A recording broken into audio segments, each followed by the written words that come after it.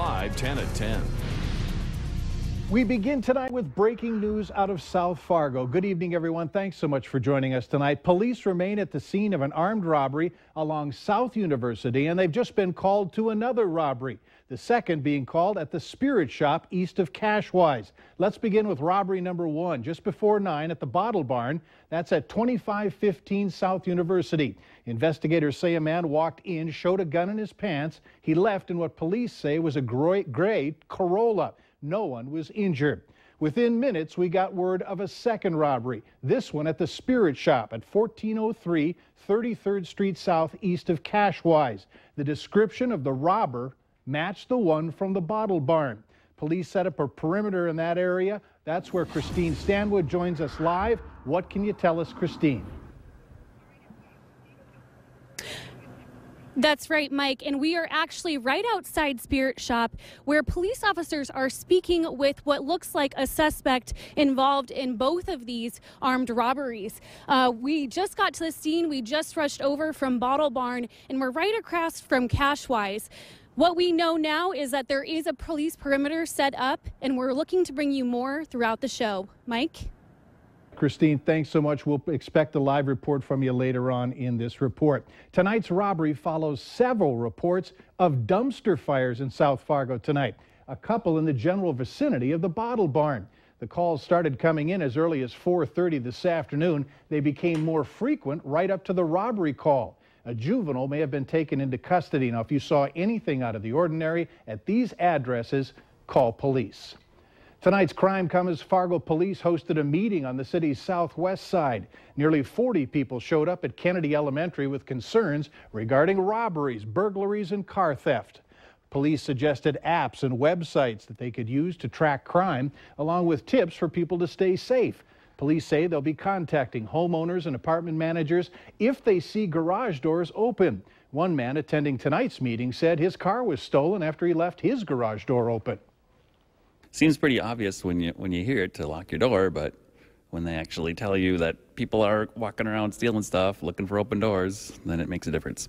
Another police meeting for South Fargo will be held Wednesday at Ed Clapp Elementary School.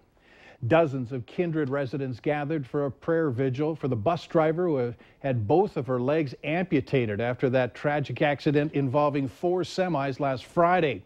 Family and friends say that Kathy Josted put her life on the line to protect more than 20 children on that bus. Valley News Live spoke with Kathy's daughter as the community rallies behind her mom. She's a strong lady. She's got a good heart. She's always shown that in how she treats others, and now she's using that strength for herself. Josted's Caring Bridge page adds that she is still receiving blood transfusions from that particular accident. Charges are expected to be filed tomorrow after a stolen car turned into a police chase and shooting this morning near Walmart in South Fargo. This exclusive video shows a car pulling into the Pizza Hut parking lot and then a police car shortly afterwards. The suspects got out of their car and ran. Officer Patrick Thomas approached a man who pointed a gun at him. Officer Thomas then shot 3 rounds at the suspect. Police later discovered the gun was a BB gun that was pointed at police.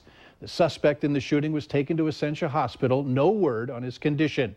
Now, the woman in the car who ran away, Jennifer Stegman from Thompson, North Dakota, was taken into custody a short time later. She tonight is in the Cass County Jail.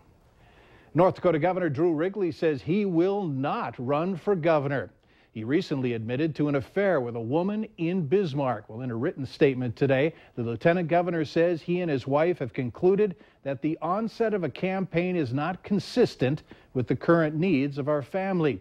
You can read his full statement by going to our website, valleynewslive.com, and clicking on this story. As you head to work tomorrow morning, expect some traffic backups along Interstate 94 in Moorhead. Crews are striping a 6-mile stretch of the interstate between 8th Street and Highway 336. That's a piece of road that just got a new surface. It caused heavy travel delays during that work. Some lanes will be closed along the way, causing some backups and congestion. The project shouldn't take more than 3 days to complete.